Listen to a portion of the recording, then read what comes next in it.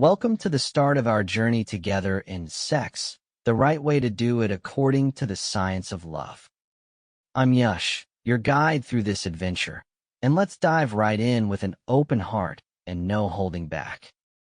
Imagine lying there in the quiet of your room, feeling that familiar spark inside you, the one that makes your skin tingle and your thoughts wander to someone special. That's desire, my friend. And it's not just some random feeling. It's wired into us, shaped by biology, psychology, and even the instincts we've carried from our ancestors. Today, we're going to unpack all that, so you can understand why you feel what you feel, and how to make it work for you in the real world. Stick with me, because by the end of this, you'll have tools to fan those flames naturally, without any gimmicks. Let's start with the basics. The stuff happening under the hood in your body and brain. Desire isn't magic, it's science. Think about hormones, those chemical messengers racing through your bloodstream. Take dopamine, for example. It's like the excitement builder. The one that lights up your brain's reward center when something feels good.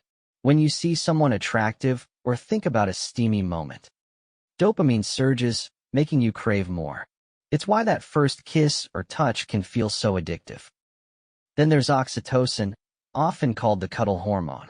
It kicks in during close moments, building bonds and trust, turning physical attraction into something deeper, like emotional glue.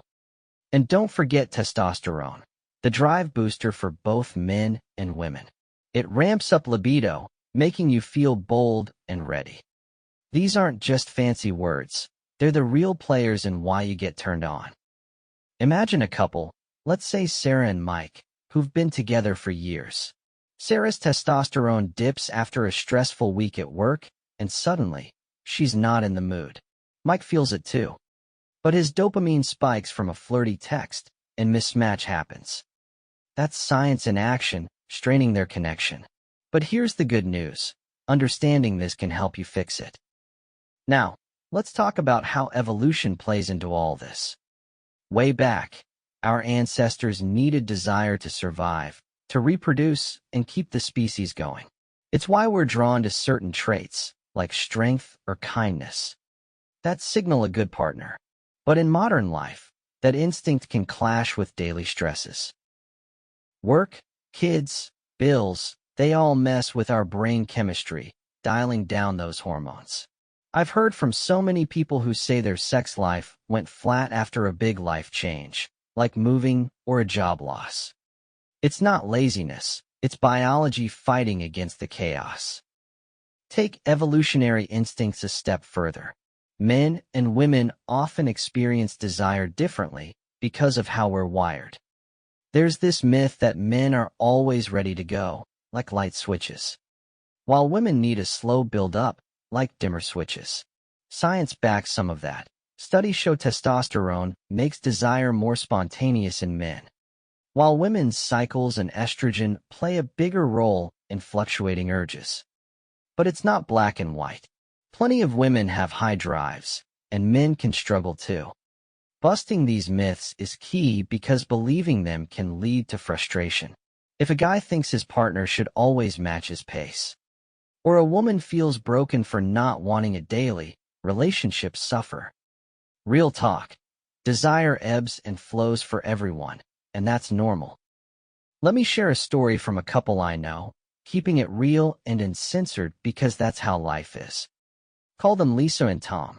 They were in their 30s, married with 2 kids, and their sex life had dried up. Lisa felt nothing, zero spark, blaming it on exhaustion. Tom was frustrated, thinking she didn't find him hot anymore. Turns out, mismatched libidos were the culprit. Her oxytocin was low from constant mom duties, and his dopamine wasn't getting triggered enough. They didn't just talk it out, they made changes. Lisa started small workouts to boost testosterone, like quick walks that got her blood flowing. Tom cut back on late-night scrolling, which was killing his sleep and hormones. Within weeks, they were reconnecting, with nights that went from routine to raw and passionate. Lisa said it felt like rediscovering each other, bodies pressing close. Whisper. Sample complete.